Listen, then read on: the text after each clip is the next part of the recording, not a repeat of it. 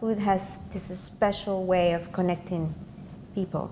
And sometimes you don't even need to talk, you don't even need to know their language, but if they understand that peppers is peppers and they like those things, immediately you have a connection there.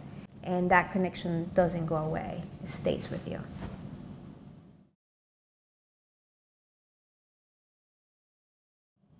I am Venezuelan, a Venezuelan American. I was born here in the States, but I was raised in Venezuela.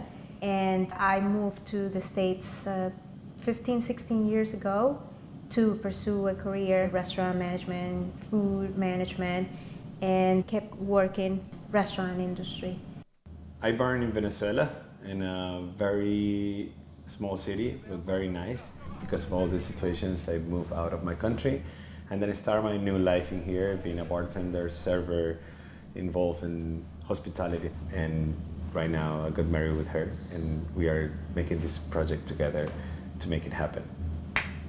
Well, we started like hosting parties. It was an idea of showing people about our food. We wasn't sure how to make this together, and then we went to the party. Someone said, "Oh, this is a new app that calls EatWith," and then you can post, "Do you have a dinner party of Venezuelan food?" And we were like so curious about it because we were thinking about how are we gonna do this. It would be very interesting if some people can come to my apartment, and I can show them what we do. And we started posting things in EatWith.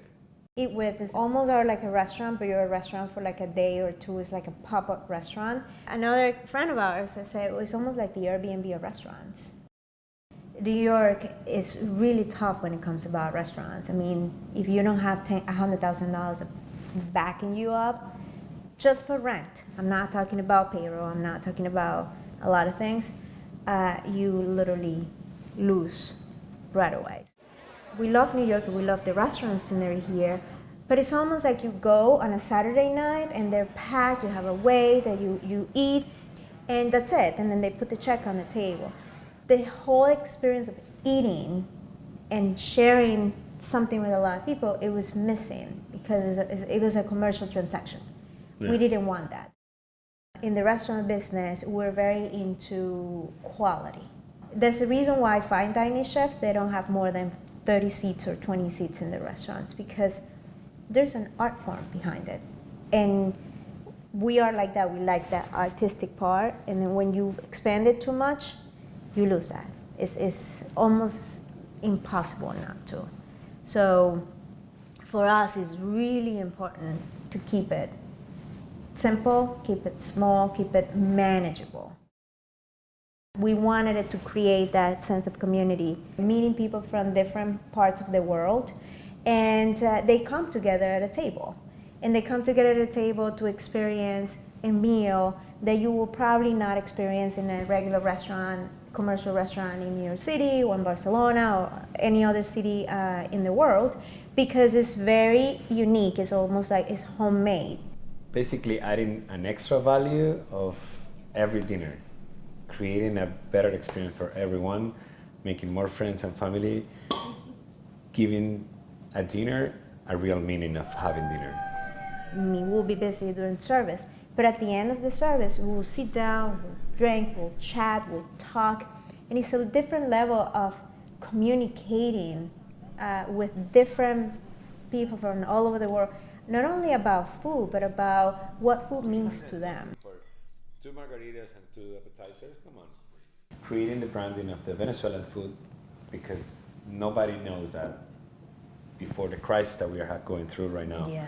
So now it's a good way to make an expression out of it. I always, when customers or guests come to my place, I tell them always like, you know what? One of the most beautiful things of experience that I've been going through is just getting all the flavors that we rise up with, and then demonstrating to the people why we were so much happy in there, why we didn't want to leave the country, because the food is so good, and the company and the conversations and everything out of every food, every dish that we make at home was so great. German, French, Italian. I mean, they come from all over the world. It's amazing. It's fun. I explain to them every single item how we had literally conceptualized it and executed. And at the end of the dinner, both of them said, now I know a little bit about Venezuela more because of this. And that was very memorable. It was because that's basically our mission, our goal. I was very happy about that.